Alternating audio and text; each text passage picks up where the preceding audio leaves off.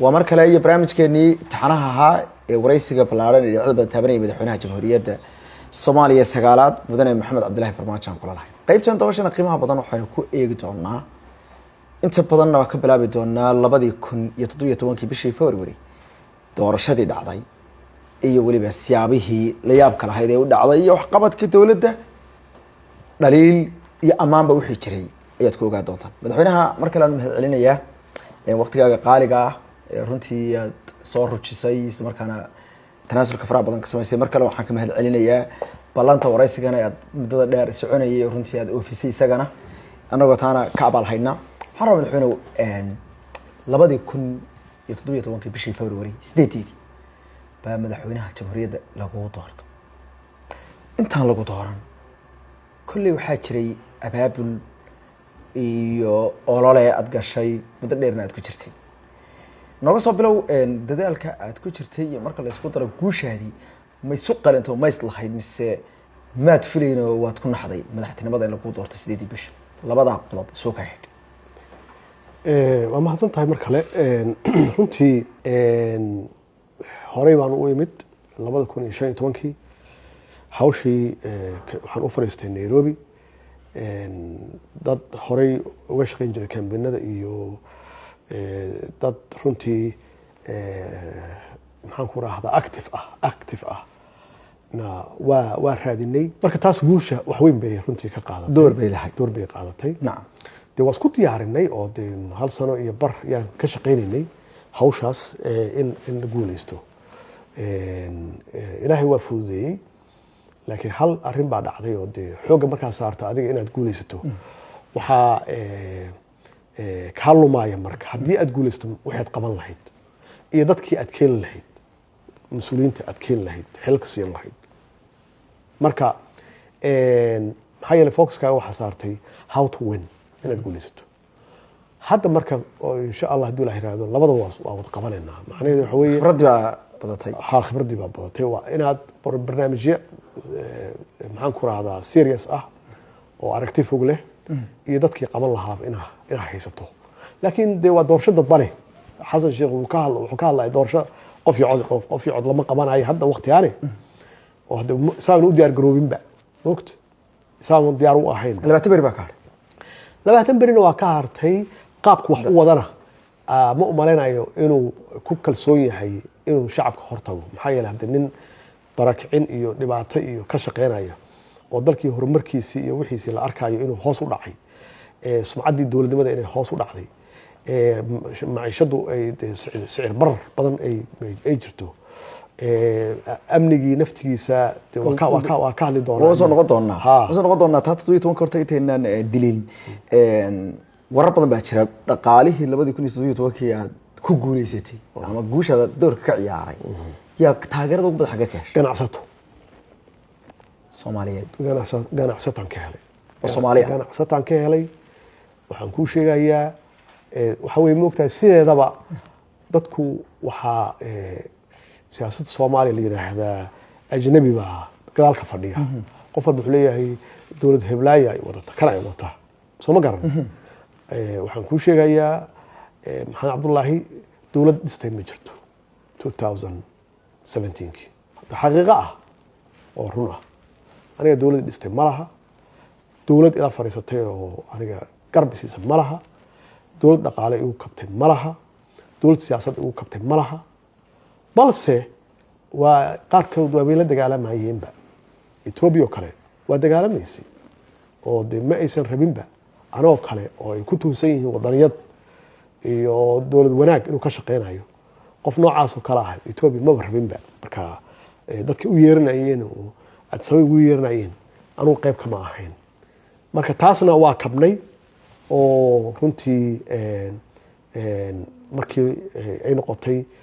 shaqo iyo markay noqotay maxaa la yiraahdaa ee dhaqaale noqotay iyo markay noqotay waqti in la campaign gareeyo loo baahan yahay intaba waxaan ka helnay khibrad tii hore oo aan ku fashilmay waayahay madaxweyne waxa la gaaray waad guuleysateen markii aad guuleysatay madaxtinimada ku guuleysatay si fiican oo u sharaxday qaabkii guusha u dhacday iyo wixii guusha ka qayb qaatay waxaa jiray filasho aada iyo aada u xoogan oo dadka Soomaaliyeed ka timi waxaana markhaati u ah dee isku soo baxyadii lagu soo dhaweeyey guushii adigu aad guuleysatay lagana yaabo inay wax kalena ay jireen oo tusaale ahaan dee waxqabadkaaga horumariga prime ministerka ahayd على كل حال expectation كما في الشهادة ضد كصوماليات أي قبيل وحي قاعدي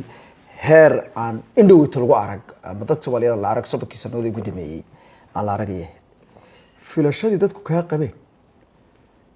إيو وحي عاد قبات عاد سمايسي أما عاد هو صوب حي مددي شنط سنوات هذه الحلقة هيسي مثل هاي وسؤال في عن آديات runtii dalka wuxuu ku jiray muddo dheer burbur wuxuu ku jiray burbur dadeed wuxuu ku jiray burbur dhaqaale wuxuu ku jiray burbur amni wuxuu ku jiray burbur sumcad xumo waxa weeye dalkan Soomaaliya markuu intaas gaaray dadku waa sax weeye Soomaali kaliya maaha waa wadan walba oo dagaal sokeeyay soo maray shacabku waxay rajeynayaan qofka markaas yimaada inuu mucjiso sameeyo to perform miracle wax burburay oo muddo dheer dadku ay burburinayeen in qofkaas yimaado oo hal habeen dalkii barwaaqo ka dhigo oo sidii uu ahaa oo dib ugu celiyo intaas waa ka qoto dheerta waana ka dhib badan tahay aniga waxaan ugu imid meesha burbur dhaqaale waxaan ugu imid burbur amni oo ciidan waxaan ugu imid burbur social waxaan ugu imid burbur siyaasadeed oo nooc walba ah yaan ugu imid oo waxaan ugu imid dadkii shacabka ahaa oo runtii ka qalbi jabay dowladnimadii hamigoodu dhulka yaallo moralkoodu dhulka yaallo isdhiibay oo runtii dowladoo dhan ba maarad ka qalbi jabay yaan mid dadku ay soo dhaweeyeen Soomaali meel kasta ay joogaan waana uga mahad celinayaa runtii taageeradooda meel walba runtii la garab taagnaayeen intaas xaqiiqatanna waxay filayeen yaan wada gaarin oo hadda bani aadan baan ahay laakiin inta ugu muhiimsaneed waxaan aamsanahay inaan fuliyey oo de kow ay ka tahay amaanadooda ninka liidarka waxaa laga rabaa horta amaanada ummadaasi inuu ilaaliyo ballamadu qaado haday tahay waxaasan qabanaya inuu wuxuu qaban karo oo karaankiisa uu qabto si daacad ahna oo wax uga qabto tan labaadna waxay ahayd cadaaladda oo qabyaaladda waliba anagu dalkeena qabyaalad baa dhibaataysay oo dhib nagu hayso wax qurumo hore laga tagay centuries ago adduunka ka tagay yaa anagu siyaasaddeena ku dhisan tahay society-geena ku dhisan yahay marka sidii lisu waafajin lahaa modern dowlad casri ah iyo dhaqan qadiim ah oo qabiilaysan sidii lisu waafajin lahaa wax sahlan ma aha oo de markaad 10 talaabo qaado waxaa ku qasban tahay 5 talaabood gadaal usoo qaado haddaad aad u dadaasho haddii de niyadaada xun tahay oo awalba aad qabiilaysta ahaydna maba qaadi kartid talaabo oo dib baad u soconaysaa mar walbaba marka taasi balantaas aan galay horta waa fuliyay balamadaas marka waxaa hoos yaalay shaqo taas waa mabda anigu aan aamsanahay diinteena nafarayso aan u dhaartay ummadaas aniga i dooratay in aan ka shaqeeyo daryeelkooda iyo danahooda aan ka shaqeeyo aan danahayga personalkayga qoyskayga aan ka shaqeynin taas marka waxay ii saamaxday arrimaha dhaqaalaha oo kale inaan dhaqaalihii aan mideenno canshuurihii 100 meelood ku kala socday oo iska foodada ahayd inaan isku meel keenno inaan biometric marsiino ciidamadii iyo shaqaalihii rayidka ahaa aan u sameyno aan xaqiijino yaa noo shaqeeya oo dowladda u shaqeeya yaa wax musuqmaasuqaaya oo ghost ah oo aan jirinba inaan mushaaraadkoodii u kordhino maxaa yeelay dee annagu markaan imaanayna 9 bilood mushaar maysan qaadan shaqaalaha dowladda iyo ciidamadaba oo dee lama yaqaan lacagtaas meesha la geeyey in aan maxaan ku raahdaa aan shuruucdii maaliyadda aan dee wixii la rabay oo xeerarkeeda ahaa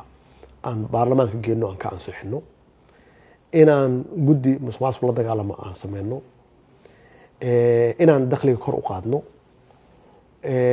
in aan international community-ga particularly kuwaan la yiraahdo financial institutionska World Bank-ga IMF-ka iyo African Development Bank aan kalsooni aan dhow aan ku wada shaqeyno si aan din cafintii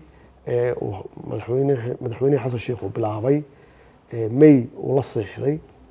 2016 anagu aan dhaqan gelino isagu ma dhaqan gelin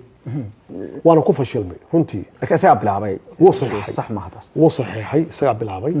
laakiin de basic waxay ahayd inaad mushaaraadka bixiso shuruudaha ku jirtay waxa weeye inaad mushaaraadka bixiso inaad dakhliga kor u qaado inaad maaragtay kontraadyada qandaraasyada in si cadaalad ah dadka loogu bandhigo oo lagu tartamo ma garatay in shuruucdii maxaan ku raahdaa howlahaas kulli lagu qaban lahaa inay baarlamaanka ka ansaxmaan in musuqmaasuq lala dagaalamo 100%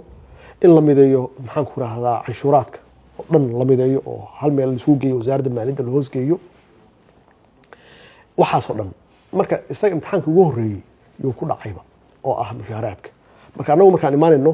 World Bank iyo IMF waxay go'aan ku gaareen barnaamijkii inay joojiyaan oo yiraahdaan dalkaani dal fogaaday weeye meel fog jooga marka waxaan ka filayno ma qaban karaan uu taagnaa marka arintu way joojiyeen marka timaadeen may go'aan waxay ku gaareen inay joojiyaan barnaamijka dhanba ma gartay SMB programka totally inay joojiyaan marka markii aan nimid oo aan bilawnay mushaaraadkii oo May June meelahaas wasiirka maaliyadda uu la fariistay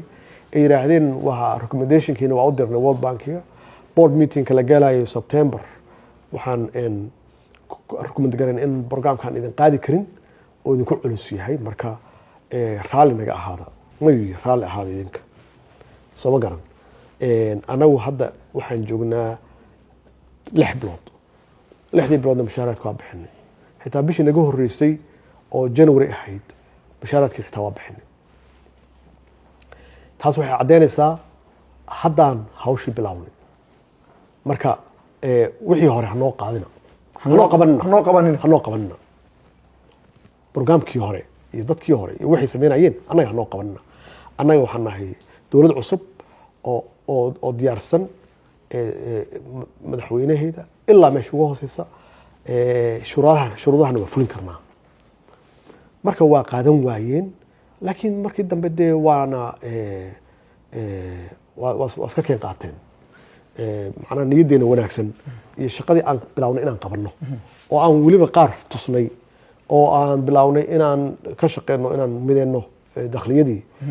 aan bilawnay inaan qorno shuruucdii way arkeen iyo waxay go'aan ku gaareen inay recommendationkii ay siiyeen World Bank dib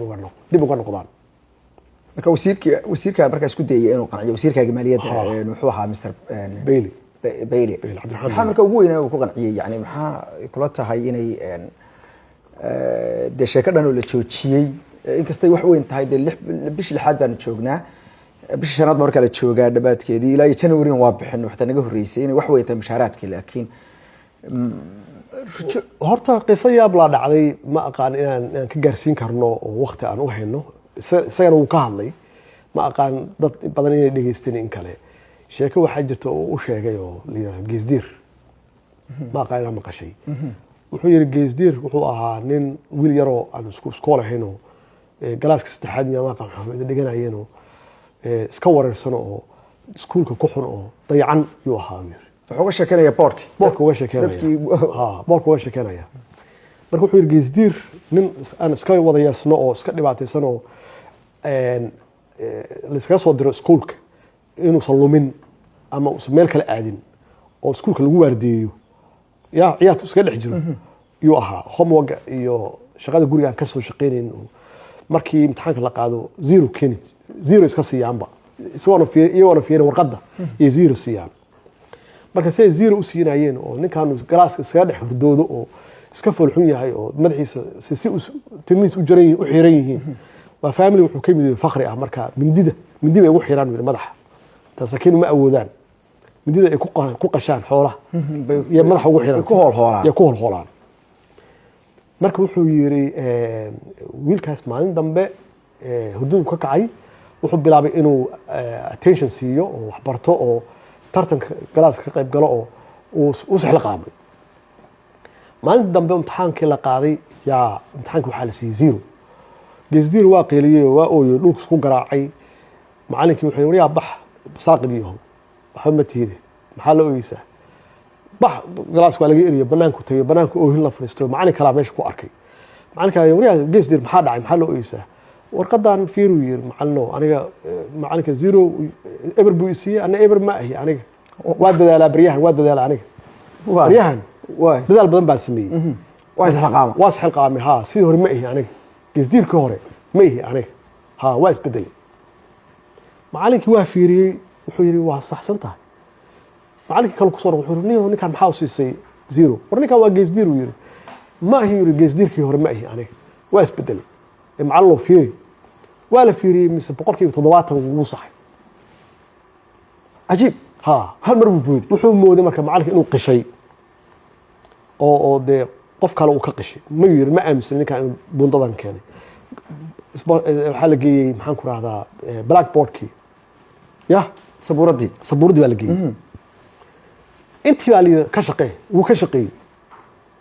waa run wayuu yiri geesdiirkii hore ma ah waa isbedelay geesdiir marka wuxuu yiri geesdiirka taqaaniin meeshaan ma jooga hadda geesdiirkii waa isbedelay haddaad tihiin World Bank iyo IMF new geesdiir baa meesha jooga waa gartay hanu ugu qiimin geesdiirkii hore waa qosqosleen marka waxay sheekadan waxaan u sheegaynaa boorkeena Washington new geesdiir inuu meesha joogo ma garat oo geesdiirkii hore uusan ahayn waa war fiican waa tahay marka waxaad sii waday filashadii dadka taas waa tii dhaqaalaha amnigii marka taas waxay keentay inay aamineen marka in aan serious nahay marka magarat sheekada geesdiir marka waa shaqaysa waxaa noo joogaa layidhi wasiir maaliyadeed oo geesdiir la yidhaahdo marka sheekadaas noo sheegay bal aan siino fursad grace period xoogaa yar aan siino adu blackboardka baa la geenaya sabuurada isagana la geeyey waa kaa sabuurada la geeyaa adu calaa iyo xaal dee markii dambe inay na amaanaan oo yidhaahdaan Soomaaliya waxay noqonaysaa tusaale Afrikada kale ay ku dayadaan maxaa yeelay intaasaad qabateen dawlad qabateen ma laha Suudaan iyo masal ka soo qaateen oo intaas sano ku jirtay waa meesha soo gaarteen waa gaari waayeen marka South Suudaan marka in la ku daydan waay oo markay meelaha ka hadlayaan Soomaaliya tusaale soo qaataan yaan noqonay runtii dhaqaalaha koran yaan u qaadnay miisaaniyada kor baan u qaadnay dakhliga koraan u qaadnay magaalada dhaqaalaheedii waa isbedelay daarihii markaas bilowday inay dhismaan ganacsigii waa isfurfuray kulli qof walba hadaa weydiiso bangiyada iyo ganacsatada dalka jooga hadaa weydiiso qof walba wuxuu leeyahay intii xilligii farmaajo u joogay dhaqaalaheenu aad buu u fiicnaa oo kor buu u socday garow gareynay aad buu u socday diasporihii waa soo noqdeen waxaa la furtay makhaayado waxaa la furtay meherado waxaa la furtay shaqooyin badan ganacsatadii East Africa joogay kulli waa yimaadeen Soomaaliya waxay ku socotay runtii trajectory aan caadi ahayn Soomaaliduna waa dad moogtahay aad iyo aad entrepreneurial ganacsato trader shaqo badan ganacsiga Ilaahay u furay just hadday arkaan system caawinaya oo corruption lahayn oo la shaqeynaya oo dhiirigelinaya waa isku dayanayaan waan imaanayaan marka taas runtii dee waa wax caam ahayd oo runtii xaaladda hadda jirta waa xaaladii anigu aan joogay 100% waa ka duwanayd waana ka fiicnay xaqiiqatan amaana ma aha oo anigu de isma amaanayo laakiin de waa weydiin kartaan dadka ganacsatada iyo hadda suuq suu yahay maciishada see tahay iyo dhaqaalaha guudba waxa ku soo haray amniga oo kale amniga waxaan nimid iyadoo xaaladdu ay aad u cakiran tahay oo qaraxyadu ay noogu socdaan si aan caadi ahayn usbuuciiba laba jeer hal jeer maxaan ku raahdaa baabuurtii qarxiisay la keeno oo hoteelada lagu qarxiyo oo meheradaha lagu qarxiyo oo dadka Soomaalida aad shabaabka u laayaan oo aan caadi ahayn waana wax soo taxnaa oo runtii soo jiitamayay oo xilligii Xasan Sheekh 4 sano hore aan ka dhaxalnay weeye hadda waxay sheegtaan inay hagaajiyeen oo amnigu isbedelay uu wanaagsan yahay cadaas marayo aad ay uga fiican yihiin xilligeena laakiin de madaxweynahaas soo xaqiiq lama oran karo weeye magaalada Muqdisho amnigeedii haddana Soomaaliya in credit ka la siiyo على أقل أو صح هاي المجالات دي أمن جدي هجاتين أو نوريين أو حقيقة المجالات بوصل يقولي هي هبيني مالي ومجالات صحيحة حقيقة هرت كريدت كا وحوي وإن الله سيئة يا إسكاله إن الله يحل وي كريدت وأجعل الله مالته حلك وريجنا هي إن كوريجيو أمن ما يشوف سوق جاري لكن ويجهز بحذي كم طارين مركا إن يجو كريدت كدكتان de waxa weeye xaq bay u leeyihiin inay credit ka dhigtaan laakiin waxa la rabaa oo aan rabaa halkan inaan ka cadeeyo yaa iskale creditka amaantaas yaa iskale waxqabadka ah dadku marka go'aanka ha gaaraan anu ma dhahayo annagaa leh iyo iyagaa leh iyo midna ma dhahayo dadka dhegeystayaashan u deenaya go'aanka shacabka Soomaaliya inay qaataan go'aanka yaa iskale amaantaas yaa iskale anu ma diidayo amaan inay leeyihiin ma diidayo runtii waxaa la rabaa horta in la isweydiiyo xilligii hore ee Xasan Sheekh maxaa qaraxyadu u badnaayeen oo ay hadda u badnayn in la isweydiiyo xilligaasi qaraxyadu annagu sanadkii hore iyo kii labaad intii isagoo xilligiisa u ahaa yuu ahaa maxaa qaraxyada waagaas ay u badnaayeen annagana aan uga dhaxalnay xilligaas Xasan Sheekh uu joogay runtii uu la kowsaday qaraxa xaqiiqatan markii la doortayba qarax waa la kowsaday ku sigtay isagu kadibna shabaabku si joogto ah iyo magaalada nabadgelyada u hadlayeen oo u xumeeyeen oo dilalku wuxuu iska ahaa waxaan caadi ahayn iyo madax jabinta shabaabku waxay gaareen magaalada Muqdisho qof alla qofkay rabaan inay ku dilaan jidka dhexdiisa masaajidka guryahooda meel walba meherada ay ku dilaan waxa la og yahay shabaabku xilligaasi waxay dileen ilaa 19 xildhibaan xilligii madaxweynaha Xasan Sheekh u ahaa waxay galeen madaxtooyada 2 jeer oo waliba mar ay isaga ay sigeen naftiisu khatar u galay waxay galeen baarlamaankii galeen oo waa marka uu wasiirkii hore amniga Cabdikariin us casilay arintaas iska casilay oo Cabdikariin Guuleed uu qirtay inuu ku fashilmay amniga wasaaradaha waa galayeen hotel aysan 2 jeer gelin ma lahayn waxay gaareen shabaabku inay baawarku hor dhigtaan kugu horgooyaan kadibna ay halkaas kugu dilaan meeshii rabaana ay u dhaqaaqaan ayagoo gaarigii wata iyagoo baawarkii wata cid daba geli kartana aysan jirin in bakaarahu iyagu ay totally controlayeen oo cid aan iyaga ahayn hadduu soo galo naftiisu khatar ay galayso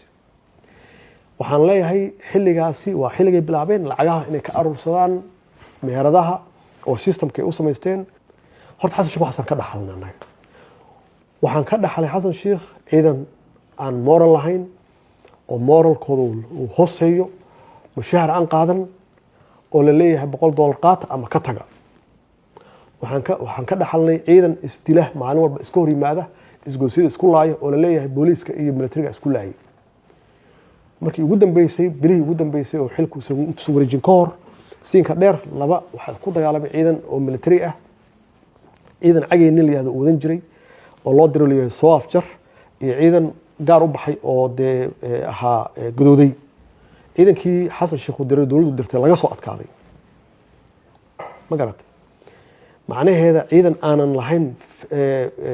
biometric aan lahayn aan diiwaan garaysnayn meel loo raaca aan lahayn garaadaha lagu siiyey siyaasad iyo qabiil iyo waxaan loo baahnay lagu siiyey yaan ka dhaxalnay dee aniga marka shabaabka inaan la dagaalamo maxaan kula dagaalamaa maxaan ka dhaxlay Xasan Sheekh laakiin Xasan Sheekh wuxuu iga dhaxlay aniga hadda markii aan ka tagay wuxuu iga dhaxlay intuusan kaa dhaxalin maxaad waxaasoo problem iyo waxaasoo dhibaatooyin aad taxday oo dee dhammaantood intooda badan dee kulley adigii sheego dad Soomaaliyeed makhrad gelisay maxaad saxdeen maxaad xakamayseen ilaa waa marka waa dhigbax meel walba oo dhinaca amniga ah baad timaadeen sad sheegayso marka maxaan ka bedelnay maxaa ka bedeshay marka waxa uu reejisay marka halka laga garanay waxaan ka bedelnay horta ciidankii in aan niyadoodii iyo moralkoodii aan sare u qaadnay oo aan mushaaraadka u kordhinay oo tababar fiican siinay oo qalab fiican siinay oo garaadahoodii aan siyaasadda ka dhaafnay inaan ku bixino xildhibaan kastoo ii yimaado yiraahdo garaadaha reerkayga waxaan leeyahay adeer joog meel ma garat haddaan adiga aan ku siiyo de xildhibaan walba waa imaanaya waa siinaya ma garat oo aan ka joojinay overall fiiri wax perfect ah ma jiraan wax perfect ma jirin boqolkiiba ma jiraan dalkan dal burbursan weeye waxyaabo badan waa iska jiri karaan laakiin totally garaadihii lagu bixinay qabiilka oo totally ah waa joojinay garaadihii lagu bixinayay xildhibaannimada xildhibaanku keenayay waa joojinay maxaa yeelay askar badan wanaagsan waxaa jirta aan xildhibaan lahayn oo cid u hadlaysa iyo cid maxaan ku raahdaa wax kala madaxweynaha taqaana ama cid u tagi karta madaxweynaha oo wax ka dhamayn karta inaysan jirin marka laba askari oo meel wada fadhiya oo isku garaada ah ama mid garaadihiisa hooseeyo oo uu arko maalinta ku xigta kii garaadaha hooseeyey oo laba garaada ka sarreeya kii godka kula jiray dhufayska muxuu qaadanaya kan kaas laga tegay marka ma dagaalami karo moral ma hayo waa joojin totally waxaan sameynay ciidankii inaan diiwaan gelino wasaaradda gaashaandhiggan tegay waxaan ogaaday meeshaan inaysan jirin wax file la yiraahdo gal file la yiraahdo inaysan jirin waxaan ogaanay ciidan diiwaan gashan inaysan jirin ciidan fara laga hayo inaysan jirin ciidan masawir laga hayo inaysan jirin dadku way yaqaanaan wajiyada iska yaqaanaaneen laakiin wax meel loo raaco inaysan jirin xog ciidan oo file ciidan ma waxay igu qaadatay hal sano in la imaaweeliyo oo saraakiisha imaaweeliyaan oo la iga dhigo in ciidanku isku toosan yahay wanaagsan yahay war waayahay shabaabkan say ula dagaalamaa marka ilaa waxay fadhiyaan sabiid iyo caanoole waxay fadhiyaan owdhigle waxay fadhiyaan bariire waxay fadhiyaan janaale waxay haystaan marka dhanaanay haystaan sidee qaraxyada meesha kasoo galayaan waa meeshaas baabuurta kasoo gelinayaan sidee uga kicinaa ilaa waa albaabkii muqdishe ciidan ma leh ciidankii taga oo hub iyo wixii aad siiso waxaa weeye waxaa leeyahay ciidankii waa fakadeen hubkooda waa qaateen waxaa intaas dheer xasan sheekh igama tegin oo xaqiiqo ah hal santuuq oo rasaas igama tegin xasan sheekh oo waayo waddanku muuse kay lahayn hub isaga in la weydiiyo waayo ma lahayn ma garatay wax alla wixii meesha yaalay waxay noqotay markaas inaan baryo tagno waxaan uga mahad celinayaa madaxweyne Museveni oo rasaastii ugu horreeyay noo keenay ma garatay oo qaybtii ugu horreysay noo keenay waxaa weeye ciidankii marka waxaan ku khasbanaanay in aan totally si bedelno xaaladooda bedelno oo dib u tarin garayno waa marka gorgor aan samaynayno ciidanka 4 Oktoobar samaynayno ciidanka ilaalada shacabka aan samaynayno waa dhisme marka waa dhisme ilaalada shacabka waxa weeye ciidanka nabad sugidda ah oo xamar ka xoreeyay shabaab ma garatay oo dee iyagu ay sheegtaan wax fiiri hadda wax hal arrin uu xasan sheekh ku daray male waa ku ammaanaya nabad sugidda way hayeen waa kiib gareeyeen ciidanka ilaalada shacabka laakiin fakar kale maysan keenin kaamarooyinka aad arkaysaan waa kaamarooyinka annaga aan dhignay systemka aan sad gareennay maxay ku dareen waxay ku dareen ma aqaano laakiin idinku waxaa la yidhi bakaaraha keliya ugu talagasheen iyaguna gobolka oo dhan bay ka dhigay maya xaqiiqatan iyo laptopyada tablets maya credit-ka waa siinaynaa waa dhammaystireen laakiin idinku ay baadhiyo midikeeni maxaan keenay iPad-adan bahalahan tabletskan lagu maya way dhammaystireen aan ku leeyahay way dhammaystireen anugu ma qaadanayo credit-ka oo dhan ma sheeganayo laakiin waxay ku dareen oo dheeraad ah anugu ma aqaano ma garatay ciidanka ilaalada shacabka waxay ahaayeen dad aada loo xulay oo tababarkooda iyo moralkooda la ilaaliyey oo halkii askari oo ilaalada shacabka ah uu ilaalinayo 100 mitir oo square ah ma garat macnaheedu waxa weeye shabaab dambe oo xabad kullaaya dadka inta baawur hor dhigtaan waa dhamaatay shabaab magaalada intuu soo galo masaajid qof ku dila waa dhamaatay shabaab maxaan ku raahdaa bakaara wax ku dila waa dhamaatay ama waa dhimanaya ama waa la qabanaya laakiin qaraxyadu way sii wadeen in hoteelada galaan inay mas'uuliyiin dawladda qaar beegsadeen intaas way dhacday qaraxyada waaba kuu sheegayba aniga ciidan la igama tagin system la igama tagin nidaam la igama tagin moral ciidan hay la igama tagin rasaas la igama tagin qalab la igama tagin ma garatay waxa weeye waa wax markaas anagu aan dhisnay ma garatay oo aan bilownay oo aan ka shaqeynay weeye labadii sano ugu horeysay waa ku rafaadnay laakiin labadii sano ugu dambeysay qaraxyadii waa joogsadeen hal iyo laba iyo wax dhacayay laakiin qaraxyadii wiigaga dhacayay iyo kii October 14 dhacayay oo weynaa iyo waxaas baawur lala soo galo sababta wax kale ma ahayn waxay ahayd wasaan ku sheegnay ciidamadii waa nadaaminay waa daryeelnay tababaraan siinay waa qalabeynay meelihii laga soo galayay shabaab ka soo galayeen oo bundooyinka ahaana waa qabsanay soo ma garan intii gudaha ku jirtayna waxaa loo eryanayay sidii maxaan ku raahdaa bisadii loo eryanayay ma garatay soo ma garan marka meelay galaan waa waayeen hal u soo baxsada markii dambe aan ka hadlayaa fiiri horta ciidan hadaa rabto amni ka hadlayso amni waxa weeye horta waa in ciidanka dhisto horta waa dhisma ciidan waa in dhisto ciidanka markaa dhisto yaa waxaa isku daraysaa dhismihii iyo sii socda iyo shaqadii dagaalka aad wajahayso ma garatay markii annaga aan dhisnay ciidankii yaa waxaan bilaabnay inaan ka horeyno meelahaas buundooyinka aan sheegnay ilaa marka aan ka horeyno markaas waxaa yaraaday qaraxyadii soo galayay magaalada marka iyo waxay awoodii ku lahaayeen magaalada muqdisho way yaraatay ma ku dhahayo waa joogsatay ma joogsan maxaa yeelay hal labo la soo dhaafiyo checkpointyada way jiraysa ma garat laakiin sidii hore oo caadada ahayd oo xasan aan ka dhaxalnay xilligiisii annan sanadkii barkii laba sano ugu horeeyay ugu socday waa yaraatay waa joogsatay totally waa joogsatay ma garat مثلا aan ku siiyo 2020 laba qarax oo baabuur yaa dhacday waa dhaceysay nin isku soo xira jaakad iyo suum soo qaata oo meherada yimaada oo qaraxyo sameeya waa dhaceysay laakiin waxaa joogsaday sidii weekliga ahaa ama usbuuclaha ahaa ama bilaha ahaa ama ma garatay ay qaraxyadu ay xamar u imaanayeen dadku u leynayeen totally waa joogsatay ma garatay mid soo fakada saan ku sheegay 2020 dhowr xaba u soo fakaday 2021 dhowr xaba u soo fakaday laakiin wax week iyo bil isla socota oo joogto ah waa joogsadeen xaqiiqatan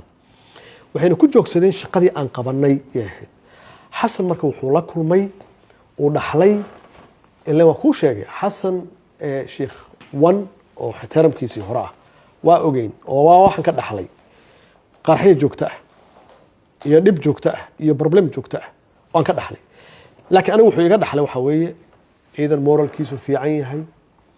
tababaran diiwaan gashan la daryeelo qalab fiican haysta system degan ilaalada shacabkaas oo kala ah wax socda oo u baahan dhamaystir iyo horta u yimid soo ma garan baqaare iska buuxa hub ilaa 5 sano dalka cadowgiisa macna marka hore waxaa tiri hal sanduuq leegama tigi baa tiri baqaaraan uga tagnay baqaara hubaan uga tagnay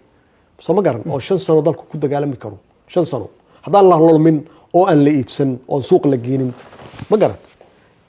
si fiican oo nidaamsan oo managementigeeda maamulkeedu fiican yahay loo maamulo waxaan uga tagnay dabaabado yaan uga tagnay ma garat qafilan baawurta gaashaaman oo ilaa dhowr boqol iyo xoogaa yaan uga tagnay drones yaan uga tagnay oo Soomaaliya leedahay anaga Turkiga anaga la shaqeynaya ana dalbay oo wada shaqeyn iyo waa sida hadda saddexda diyaaradood ay u keeneen oo kale oo F16 oo kale iyaga maamulay waa sax laakiin dalabkan uu ahaa oo Soomaaliya lagu xoojinay Soomaaliya wax lagu amniga lagu xoojinay macnaheedu waa wax uu aniga iga dhaxlay wuxuu iga dhaxlay shabaabkii oo niyad jabay ciidankeenu niyadiisa kor aaday iyo iga dhaxlay wuxuu iga dhaxlay ciidan qab leh oo dagaalamaya oo isku dhafan oo Soomaali dhan ka kooban tahay aan qabiil lahayn yuu ga dhaxlay ilaa Saylac ilaa Raas Kamboni inta u dhaxaysa dadka Soomaalida laga soo qoray wuxuu iga dhaxlay ciidan Eritrea lagu tababarayo oo 5,000 ah oo soo dhameystay yuu ga dhaxlay oo shanta kale ay tahay in la daba mariyo oo madaxweynahaas maxaan ku rahdaa Isaias Afwerki uu ballan qaaday ilaa 25,000 oo sidaas in loogu tababarayo oo waliba qalabeynayo qalabkoodina soo siinayo yuu ga dhaxlay ma fahamtay Xasan Sheekh Tuu wuxuu dhaxlay wax 2 sano iyo ka badan si daacada oo Soomaalinimo ah looga shaqeynayo u dhaxlay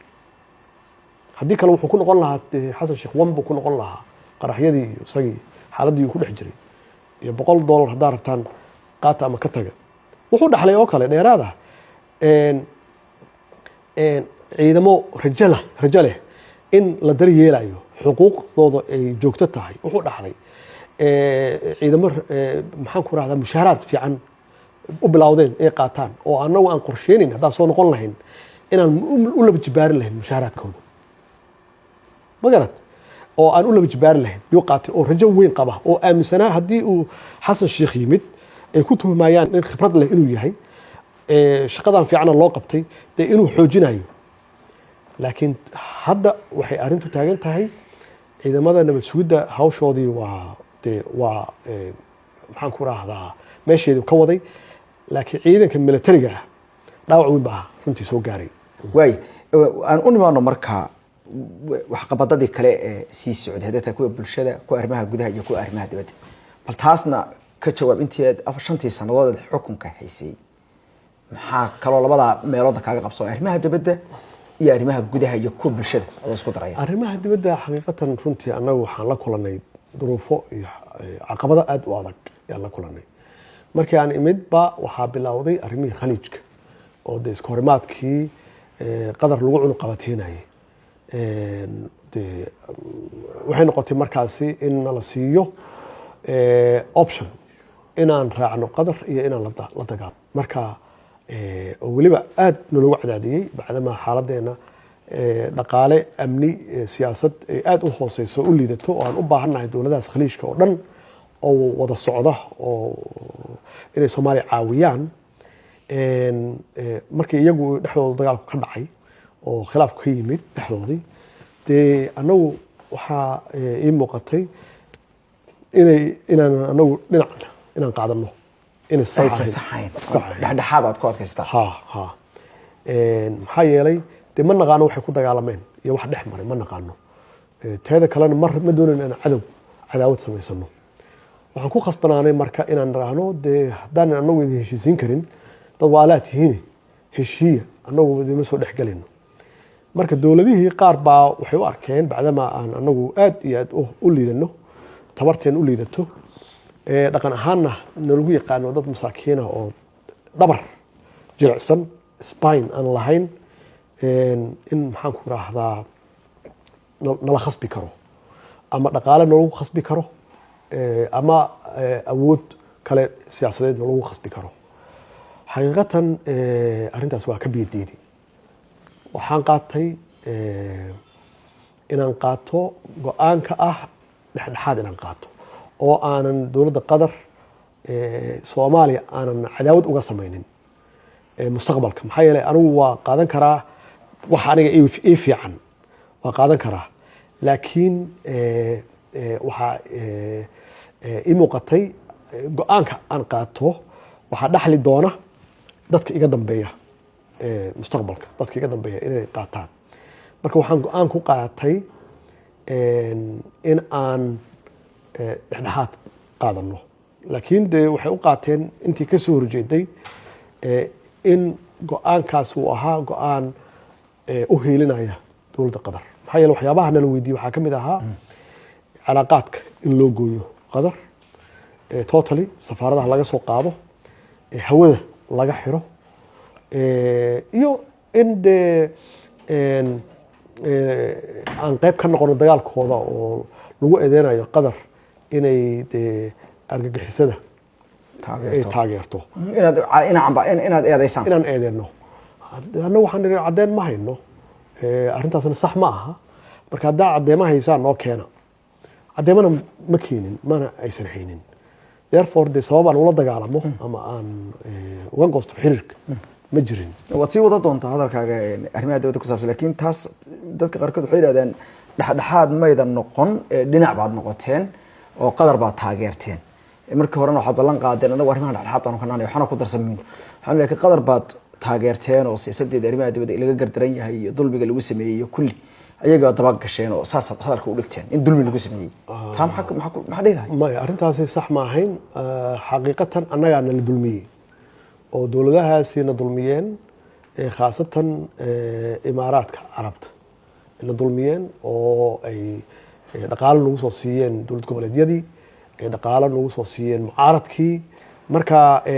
dagaalkaas oo dhan wuxuu ahaa dagaal annaga nagu socday oo nalagu breshar gelinayay inaan dabacno marka haddee waxaan u sheegnay annagu ma dabceyno waxaan waa principal bay naga tahay anigu ma sheegi karo jiilka soo socda calaaqaadka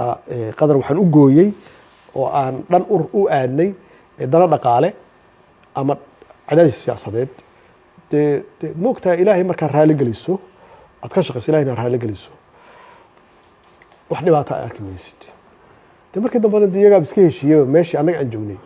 yay yimaadeenba laakiin waxaa weeye waxaana la saaray cadaadis aan caadi ahayn oo adag oo dhinac walba ah yaana la saaray laakiin alxamdulilah dee markii adiga aada daacad tahay soomaalinimana aad aaminsan tahay ilaahna aada aaminsan tahay dee hadow sahlan wax kaa halaabaya ma laha maxaa yeele waxaan ku taagnayn sax bay ahayd oo in dowlad yar oo aan anagu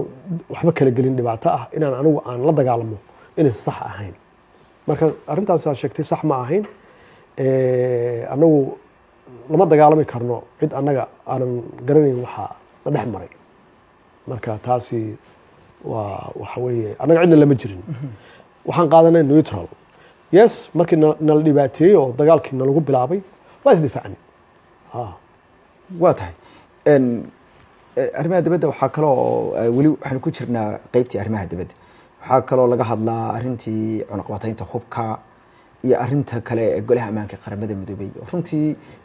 xil wareejintaadina waa ku jirtay laakiin markii dambe waxay u ekaatay arrin ay dowladdan hadeerto madaxweyne xasan iyo isisiiyeen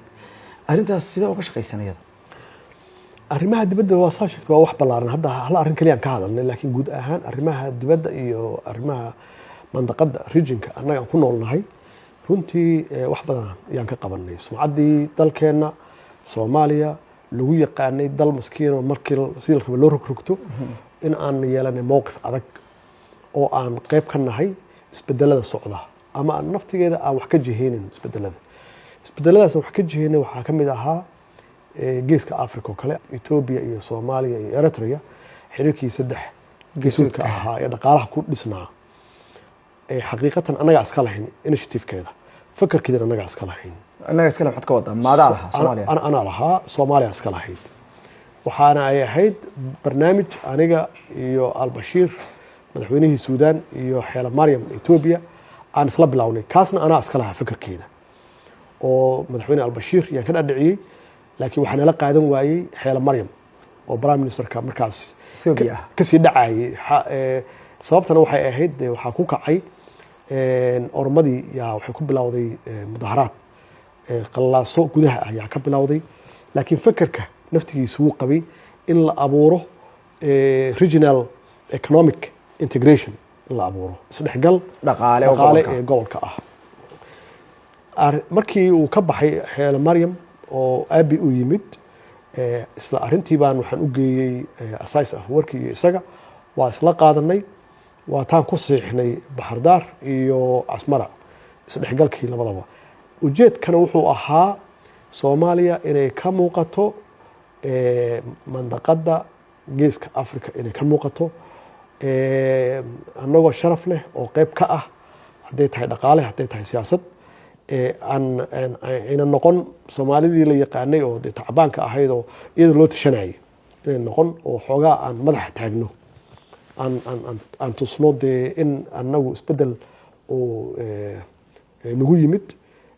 oo aan regionka ama aan hogaamin karno ama aan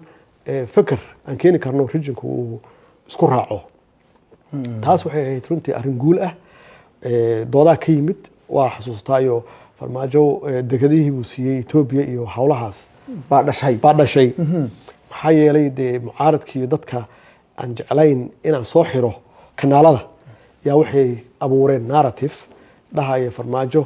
degadihii buu bixiyey. laakiin soo ma jirin 4 dekedood oo aad bixiseen baa la sheegaa anigu dokumenti ma arag laakiin dadka qaarkood waxay yiraahdeen waxaa jiray safgarad ku saabsan 4 dekedood arrintaas ma jirin yalla waa saan ku sheegayo dee moogtahay guulaha dawladda markaas aniga aan madaxweynaha ka ahaa dad baanan aan rabin aan ogolayn ama shisheeyahaadaan ama dad Soomaali ha ahaadaan oo u arkaya dee guul aniga aan gaaray aanan u arkin guul dalku gaaray ma garat marka way abuureen dekadaha laakiin dee hadda waan leeyahay markaasna waaba iriba oo waaba ka hadlayba annagu waxa ilaahna siiyey long coast xeeb dheer ayuu ilaahna siiyey. ilaahay wuxuuna siiyey 4 dekedood inkastoo dee ay ahayd haddii dal hore u socdo inaan nahay inaan ka badino aysan ugu filnayn 4 dekedood iyo 5 dekedood iyo 6 iyo marka Ethiopia maxay u baahan tahay nooga baahan tahay Ethiopia waxay nooga baahan tahay inay nagala macaamisho meelay kala soo degto maxaan ku raahdaa badeecooyinkooda marka dee annagu inaan iibino aan raano aan isgadno aan raano waxaan haysanaa dekado oo aad xor u tihiin inaad isticmaashaan ee kaalay isticmaala ya suuq ahaan iyo ganacsi ahaan u isticmaala sida ay u isticmaalaan tan Djibouti oo kale dee waxay ahayd qayb annagu aan uga qaybgeli karno isdhexgalka dhaqaalana aan ku helino dhaqaalana aan ku helino marka waa purely waa ganacsi. sismadu waxaa la yidhahdaa marka hadda iyaga MOU-dii oo kale ay yidhahdaan dhul baan rabnaa inaan qaadano oo aan goosanno markay taas timaado waa hawl kale laakiin marka ay la macaamilayaan Djibouti oo ay berbera la macaamilayaan oo ay rabaan inay boosaaso ka soo degsadaan wax oo xamar wax ka soo degsadaan ama Kismaayo ama Mombasa waa ganacsi. marka anigu meeshan ka imaanaya waxa weeye in Ethiopia aan la samaysano xiriir ganacsi oo cadaawadii iyo wixiina dhex yaalay oo taariikhda ahaa aan dhinno. laakiin ma jirin wax hanti ma guurto ah oo la siinayay ama dee sidan hadda hadalka loo dhigayo Ethiopia ay leedahay marin baan rabnaa marin biyood iyo safgarado iyo waxaas arrintu ma kuma saabsanay waa business may hadda marka la economic integration waa bacadahayba isdhexgal dhaqaale marka la yiri qof walba waxa uu hayo suuqa keeni moogta anoo walba ceysanta cilgi annagu suuqa waxaan keenaynaa waxa weeye Ethiopia waxaysan haysan oo dekada ah kaalay ka ganacsada dekadaheena oo fiiga bixiya lacag fiiga bixiya oo jidad hala dhiso oo galaya Ethiopia ma garatay sida maxaan ku raahdaa Djibouti oo kale ay ula ganacsato ama Mombasa kale ula ganacsato nin wixiisa bixinaya ma jiro de maxaa ku bixinaysaa adiga maana bixin karaba yaa bixin karaa ya maxaan ku siiyaaba oo sababtan ku siinaa maxay tahay annaga ka shaqeynayna in aan ka faa'iideysano oo population-kooda aan galno oo dadkeena waa dad dhaqaaliyahan oo dhaqaalaha yaqaana iyo ganacsiga inaan Ethiopia dhex galno oo ka ganacsano Ethiopia dadkeena ay aadaan ay u furmaan suuqaas anaa ka shaqeynaya inaan ka faa'iidaan rabaa de iyaguna waxa weeye waxa ay ka faa'iidi karaan waxa weeye inay optionska badiyaan oo meesha ay hadda ay ka ganacsanayaan fiiri ka ganacsanayaan Djibouti kaliya maaha Eritrea naftigeeda waxay diyaar u ahayd casab iyo musawacba waa u furtay laakiin lama siyaasadeen tooda arrinta sida teena loo dhiga looma dhigin tooda lama siyaasadeen ma garatay oo dee waa dowlad xoog leh oo cageeda ku taagan oo aan burburin Soomaa marka isagana wuxuu lahaa musawac u imaada casabna ka ganacsada anagana waxaan lahayn 4 dekedood kala imaada oo ka ganacsada marka wixii baa waxa laga dhigay maxaan ku raahdaa waxa la siiyay 4 dekedood marka de 4 dekedood see loo bixinaya 4 dekedood hadii la bixiyo Soomaaliya la bixiyay waa tahay weli waxaa ku dhex jirnaa qaybtan runtii siyaasadda arrimaha dibadda ee la yaabka lahayd arrinta intayna ka bixin taas dekedahaas waxaa ku jiray mawduucyo xasaasi ah dadka qaarkood waxay yidhahdaan waxyaalaha eedayhu ka dhasheen dekedaa la bixiyey iyo cilaaqaadka idi dhex maray ama adugu waad hadirto tiriba dee waxay ahaayeen initiative iyo barnaamijyo ama halabuur anugu aan keenay oo ahaa in gobolka si dhex galo waxaa taagnayd murankii badda maadaama badda aan hadal kusoo daro arrimaha dibadda sax arrimaha dibadda ay tahay arrintii murankii badda Kenya badda ay ugu haysatay baa taagnayd oo ka dhalatay taariikhdii heshiiskii hore ee Mawiyugaha idinkoo Abiy Axmed oo socdaa waxaa aadeen inta diyaarado qaateen magaalada Nairobi dalka Kenya ayaad wadaadeen miis la xiriirta arrimahan sidee u kala saari kartaa waa kala dhig waa su'aal wanaagsan way xaashi su'aal aad u fiican weeye annaga iyo Kenya horta meel adag yaan kala gaarnay Soomaaliya waa dal jilicsan oo hadda soo kabanaya xaalado iyo duruufo badan ay haystaan barasharo gudaha shabaabku u haysto barasharo dawlad goboleedyada iyo annaga dhexdeena aan is haysano dhaqaale xumo ay iska jirto marka runtii Kenya waxay arkaysaa marka inay nooga faa'iideysato oo haddii ay na pressure gareyn karto oo ay na saari karto pressure si aan ugu dabco maxaan ku raahdaa inay baddaas hawsheeda aan ka soo afjaro oo aan ka soo celiyo maxaan ku raahdaa maxkamadda adduunka pressure badan bay runtii saartay oo xitaa international ah marka Uhuru Kenyatta wuxuu siri marka pressure u adeegso gudaha ah pressure international u adeegso oo xitaa Mareykanka iyo European Union ka ah iyo Ethiopia si maxaan ku raahdaa farmaajo oo uga tanaasulo oo uga soo celiyo dacwada badda uga soo celiyo maxaan ku raahdaa maxkamadda uga soo celiyo marka ay meeshaas maraysay yaa waxaan isla hadalnay Abiy anoo ka imid Eritrea wuxuu yiri soo mar arrin degdeg ah oo khatarteeda leh yaa ila taala marka shalay kale marka waxa ka tagay Uhuru yaa ka tagay oo ka dalbanaya Ethiopia bacdama ay leeyihiin heshiis difaac oo ay hore u sameysteen lixdameeyadii in Soomaaliya pressure lala saaro oo dagaal hadduu bilowdo Abiy uu dagaalka soo galo maxaa yeelay waxay isku diyaarinayeen inay weerar ugu soo qaadaan oo gedo kale ay qabsadaan Kenyatta iyagoo ciidamo maleeshiyada Soomaali ah wata marka si pressure la saaro oo noo dhexdhexaadiyo kadibna arrinta badda aan u sii daayo Abiy waa ii yeeray wuxuu yiri soo mar arrin xasaasi ah yaan hayaa oo serious ah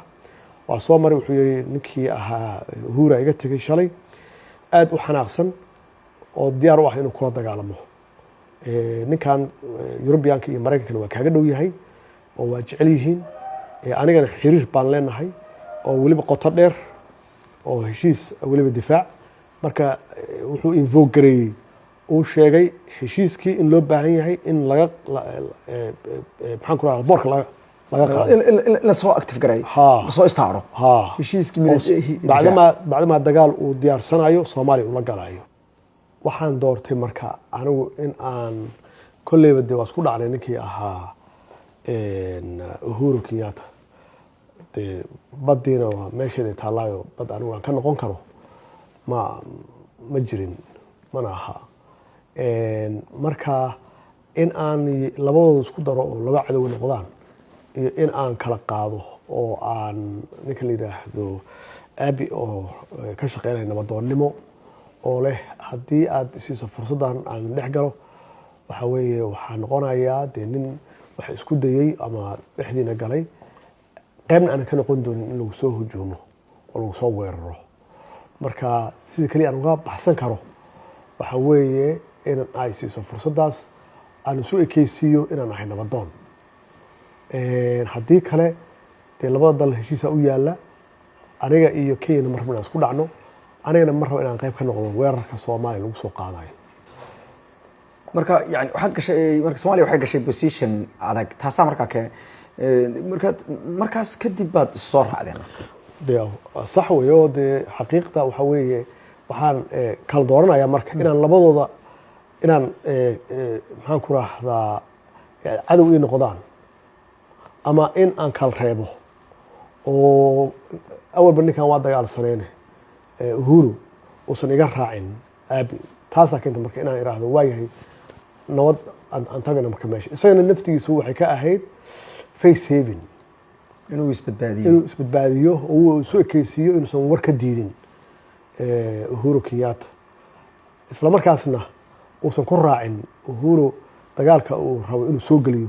Ethiopia maxaa dhacay markaa Nairobi markii la tegay Nairobi markaan tagnay dee balanta waxay ahayd kaliya inuu isku kaageeyo bas markuu isu keengeeyey oo aan gaar u wada fadhiisanay ninkii ahaa Uhuru arrintii uu soo hadal qaaday wuxuu yidhi waxaan rabaa inaad ka soo celiso dacwada international maxaan ku rahdaa court of justice inaan dib aan ugala soo noqono oo aan withdraw garayno waxaan ku yidhi ma samayn karo taas wax dhici kara maaha hawshu jid bay ku socotaa jidkaasna waxa weeye waa sugaynaa waxay ay ku soo dhammaato wuxuu yidhi marka hakin marka haddaad hakin karto si aniga doorashada ay dhaafto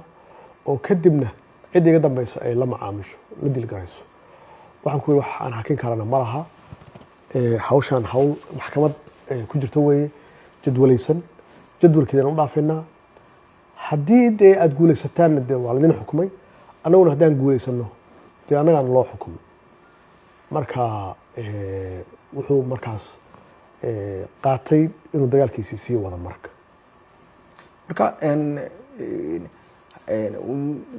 siyaasadda arrimaha dibadda kuleed bay kamid tahay arrimahani ma aha arrimihii sahlanaan ma aha Kenya ilaa xadkee ayay diyaar kula ahayd cadaawadda marka Uhuru Kenyatta Soomaaliya uu hayay ma wax mid kale waddanka oo dhan la abaabulay ahayd mise wax tiimka marka xukunka hayay aad uga go'oneed runtii dowladdaas Uhuru Kenyatta dee mas'uuliyaddiisii weeye isaga mugta wuxuu ka shaqeeyaa danta dalkiisa wuxuu ka shaqeeyaa si uu u difaaci lahaa dalkiisa annaga de waxaan ka shaqeeyaa saan dalkay u difaaci lahaa marka hawshana dee maxkamad bay taallaa haddii uu rabo inaan ka soo celiyo dee isagaa guulaystay anigana dee waxaan rabaa inaan guulaysto wuxuu qaatay markaas inuu dagaalkiisii sii wado oo intervention nagu sameeyo ama interference faragelin nagu sameeyo oo dee si toosa loo soo farageliyo uu ituso dee inuu iga saaxiibo badan yahay oo Maraykan ku xiran yahay oo European ku xiran yahay halkaasna pressure culus yaa nalaga soo saaray oo iyaguna noo cadeeyeen si clearly ah haddaad idinka iyo Kenya isqabataan naw Kenya la jirina yeela waxa Kenya danteeda ah waxaan ku yiri Kenya danteeda waa maasantiin inaad idinku dareenaysaan laakiin danta Soomaaliya anaga u taagan hadda hawshaana hawl international court of justice hortaala weeye iyadana go'aanka qaadanaysa cid walba nagala hadashay Maraykanka nagala hadlay Europeanka nagala hadlay waa ku sheegay Ethiopia nagala hadashay cid walba nagala hadlay in Soomaaliya ay hawshaasi ka noqoto oo Kenya kala shaqeyso maxaan ku raahdaa kiiskaas in other word yani si kala down dhigno ma jireen dad Soomaaliya dalal Soomaaliya garab u ahaa wax garab gurmada ama idinku aad doonateen oo adigu aad markaad aragtay in iyagu wada garabyo kala doonteen aad u dhawaatay oo tiriyana de maartay noo hiiriya ama cid ayadu ku soo approach garaysa oo kuba timid oo kugu tiri gurmad baan nahnay waa aragnaa hawsheeda haysta Soomaaliya waa duntay horta Soomaaliya saaxiibo ma laha maxaa yeelay saaxiibnimadu waxay ku timaadaa dana isdhaafay oo laba dhinac ah marka adigu haddaad waxba offer gareyn karin waxba lagaa faa'iideynin dee saaxiib ma lahaanaysid marka dee waa burburnay xaaladeena dhulkii maaragtay ku sugnayd marka dee waa naga saaxiib fiican tahay iyadu oo dal fadhiyo oo taagan oo nidaam leh oo doorasho galo oo dhaqaalaheedu stable yahay oo dee lagu tilmaamo geeska Afrika waddanka ugu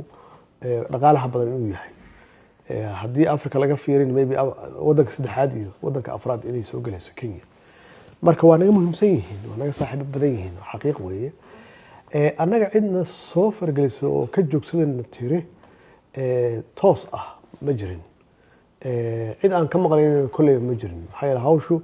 annagaa bilownayba annagaa maxkamadda keenay dee macnaheedu maxkamadan ku kalsoonahay wixii ka soo baxa iyaduse way ogeyd maxkamadda inaysan ku guulaysanin kenyaatigu way ogaayeen marka waxa uu harsanaa marka inayna baqdin geliyaan haddayna laaluushi karaan na laaluushaan hadday dowladda kale noo isticmaali karaan noo isticmaalaan siyaabo badan oo kala duwan laakiin runtii waa ku adkaysanay ilaahna waa nagu guulayay waaye weli siyaasadda arrimaha dibadda inuu ku jirnaa qaybtan mawduucan arrintii cunaqabataynta Soomaaliya laga qaado iyo arrinta golaha ammaanka qaramada midoobay in Soomaaliya xubin ka noqoto waa laba shay oo isku lamaana oo hal team baa waday marka ama hal yani siyaasad bay heedo marka idinku aad wadeen bal arrintaas ayadana isku xaqiiqatan moogtahay siyaasadda dibadda waxay ku xiran tahay gudaha haddii siyaasadda gudaha qalaaso badan iyo dhibaato badan ay ka jirto dadka aad la macaamilayso waxay kugu qiimeynayaan gudahaaga xaaladda ka jirta xaaladda gudaheena ka jirtana runtii xaalad aad u cakiran oo u dhib badan oo u duruufo badan wey dalkeena waa la ogyahay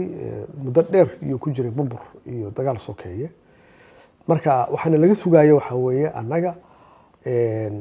mar walba in nalaga maqlo wax negative ah wax xun nalaga maqlo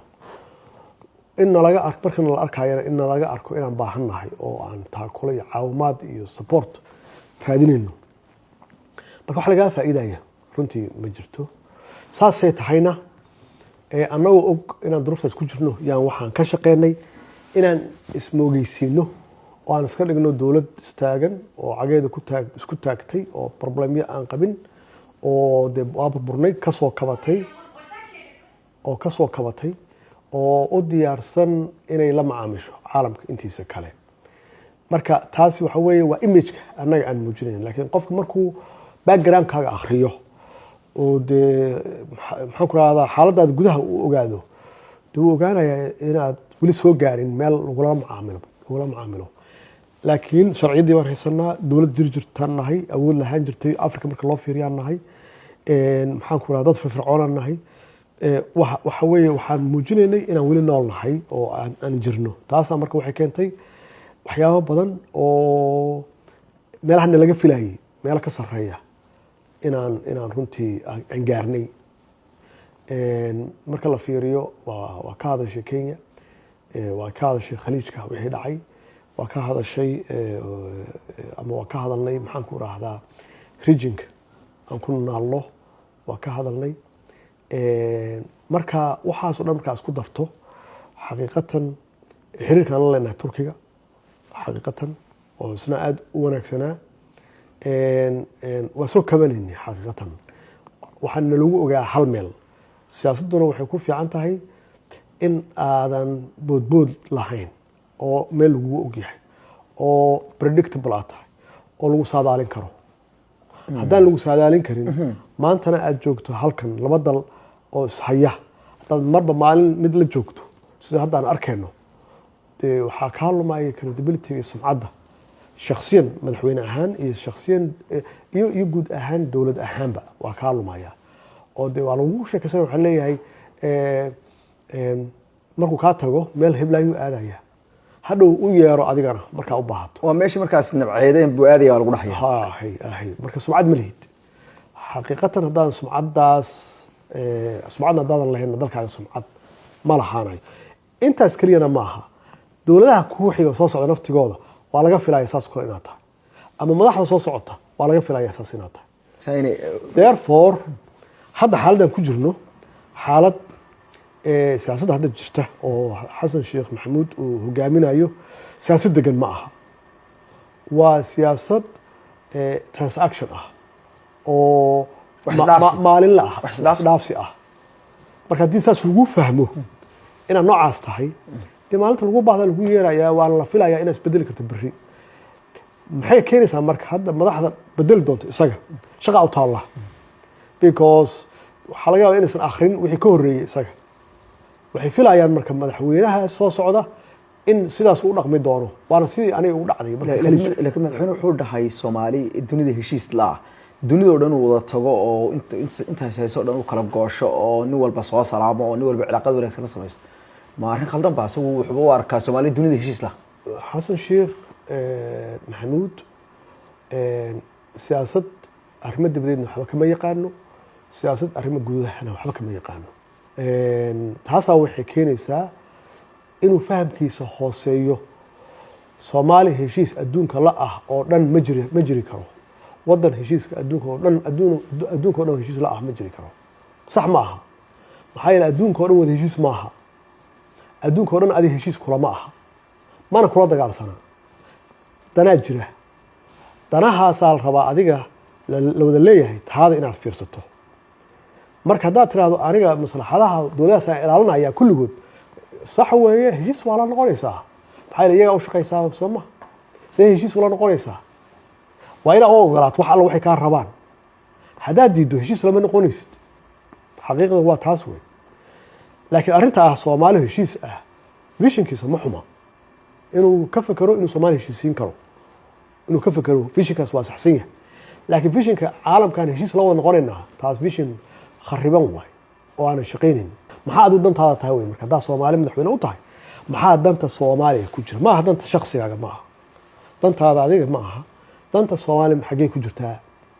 xisaab saar ilaa siyaasaddu waxa weeye political science weeyaa la yiri waxa weeye science wax yar dhiman wey ma garad xisaab isdul saaran waay oo prediction leh oo calculation leh oo probability leh way marka waxay leedahay marka ma dhihi kartid adoo dhaaxis xiran waa yeelay waa inaad fiiriso maxaa khasaare ah maxaa faa'iido aad ka helaysaa dalka halkaas aado kan maxaa ka helaysaa meel dhexe ma istaagi kartaa haddaad meel dhexe istaagi weydo xagee lagaa rabaa xagee kuu dhib yar aad aadaysaa marka waxaas oo dhan waa calculation waay marka haddaadan siyaasadna iskool usoo dhigan aadan soo practice garaynin oo aadan wax badan ka akhrinin oo aadan ka shaqaynin dee waa dhacaysaa marka caqligaasoo kale la imaanaysa aad leedahay adduunka oo dhan baan heshiis la noqonayn lama noqon karto adduunka heshiis waa ficnaan lahayd way wish adduunka oo dhan inaad heshiis aad la noqoto laakiin wax suurtagal ma had leedahay maya suurtagal ma laakiin visionkiisa ah Soomaaliya heshiis ah waa ku saxsan yahay arrimaha Soomaaliya taas Soomaalida gudaha oo soo noqonaa iyo wixii tan dibadda waxaanu ku dilaynaa oo ku gabagabeelahay waxaa jiray wadamo adigu xilligii dawladda aad haysatay isku dhacdeen oo hadii tusaale ahaan Kenya ka sheekeynay Imaaraadka isaguna jiray labada qolo kale labadiiba xaswaalihishi maysan ahayn guul ayad Soomaaliya mise guul u ahayn fiiri Kenya annaga col lama nihinba iyadana colna lama aha anu qiyaastayda laakiin laba dawladood daris ah oo waxaan nahay dana ka dhaxeeyo waa isqabanaysaan qofka danta idinka dhaxeeyo markaas qabataan danihiin baa iska hor imaanaya wax personality maaha aniga Uhuru wax personal conflict ah wax shakhsi ma jirin waxaa naga dhaxeeyay dana isku hor yimid isna danu u shaqeynayo dalkiisa ana danan u shaqeynayo dalkayga danihii baan soo golayn marka haddaan iraahdo heshiis ka raadi Kenya oo raali geli dee tiisan inaan qaato ay noqonaysaa ana hadduu yiraahdo inuu raali geliyo dee teedu qaadanaya taasna ma dhacayso marka Kenya iyo anagu intaas baan la dhex taalay taasna waxaan isleeyahay waxay ahayd laba administrationkayga anigu aan madaxweynaha ka ahaa iyo administrationkiisa oo uu ka ahaa isagu madaxweyne ka ahaa labadii administration haddana waa isbedeleen dee haddana haddee waxaan arkaa calaaqaadka laba dal inuu normal yahay oo caadi ku soo noqday marka wadamada kale oo aan isqabanay iyaga naftooda waxaan isku qabanay danaan isku qabanay wax ma aha jaceyl iyo nacayb ah ma ahayn personal ah shakhsiyan ma ahayn way Imaaraadka oo kale waad qabateen runtii waa xaaladiinu madax bay gaar ciidamada ay ku haysteen Soomaaliya gudaheeda ciidamad kala dirteen isbitaal baa uga furnaa agab iyo imkaaniyaad baa u yaalay ayagu waxay dhaheen Soomaaliya usoo gurmanay hadeerta madaxweyne xasan sheekh maxamuud waa saaxiibo marka qaarkoodna haddana waxay leeyihiin waa is qabanay maamulada Soomaaliya waa la saaxiib madaxweynaha iyo maamulo aysan wada hadal oo aysan laba faatax isku dirin oo qaarkood ay xitaa go'een iyo kuwa kale oo hadda dawladda laba faatax isku dirin wixii oo isku wada socdaan يعني جاورير إنه عسكر لا تربي حوالين وحولي وحن كفلي سياسات هاي الصوماليين هشيس دنيا هشيس لا دنيا هشيس لا بان كفلي بولية مركا إذاكو بحد فسرتها إمارات كل كأيو كإمارة واي تاس مركا أورع هذا الحاجة دمبه هذا وما شقيني مركا صومالي هشيس صومالي أدوك هشيس لا تن يو وقا شقين لها وأنا أقنع هاي سجى هذا ماشي كلام مرعيان إماراتك معناه تصالح وتصالح وتصالح وكل تجين وجعلنا يسوي دي ولا شقيان أنا نفتيجا دي أريد ودن أن جعلها هاي وقارو جعلها هنا مالها ودن قارو نبع هنا مجرو كلي وحوي ودن كاسي سيدة أنا نوع أركا ما نقول شقينا دناها أنا عن لنا هاي أدان سيد دنيس كلا شقينه مسوح الربع سيد دنيس كذي نقول شقيه waa xaqiiqo weeye imaaraadka xilligeygii ciidamadii meesha ay ku tababarayeen waa ka joojinay kadib markii labadii danood ay iska hor yimaadeen oo ay toos noola conflict ay dhexdeena ka dhacday oo ay farageliyeen markii faragelintii ay gaartay level ah inay ciidamada meesha u deganaa oo iyagu mushaarka siinayeen ay maamulayeen oo labada guuto iyo xoogaaga ahaa oo aadka u qalabaysnaa markii ay howlgallo annagaan ogeyn ay fuliyeen oo ay inta ay baxeen oo cabdi qibdido kale senator cabdi qibdido kale ay weerareen oo iyaga weeraray cabdi qibdido iyaga weeraray maxay uga jeedeen wallahi anigu de ma garanayo waxay uga jeedeen waxa ka dambeeyay waxay sheegayaan qof meesha la daba socday baan oo shabaabka ahaa oo telefoonno shabaabka la taageerinay la daba socday baa soo galay area marka saasan u soo galnay leeyihiin marka ma ujeedada u kala daadisay aad u cayrisay ma ku tasaa kamid ahayd ma yadee taas waxay ahayd waa tii soo xirtay xiriirkeena imaaraadka wada shaqeynta amniga taasaa soo xirtay markay senator waddanka fadhiya senatorka gurigiisii ugu dhaceen oo ay qirteen markii arrintan aan baarnay oo aan guddi u saarnay oo ninkii taliyaha meesha ka ahaa ee imaaraadka ahaa korneelka ahaa markaan damacna inaan xirxirno intii weerarka samaysay uu yiri maxaa u xirxiraysaan dadkan anaa amarka siiyeyba anima ay xirtaan aniga xira haddii aad waxa haysaan ay dhab tahay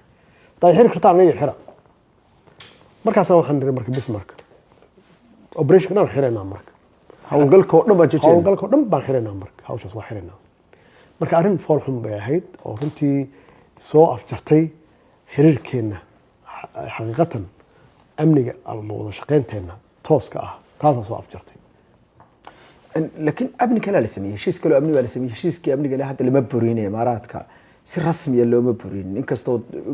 mar la yiri golaha wasiirada yiri waa burinay laakiin se waxa la leeyahay cilaaqaadkii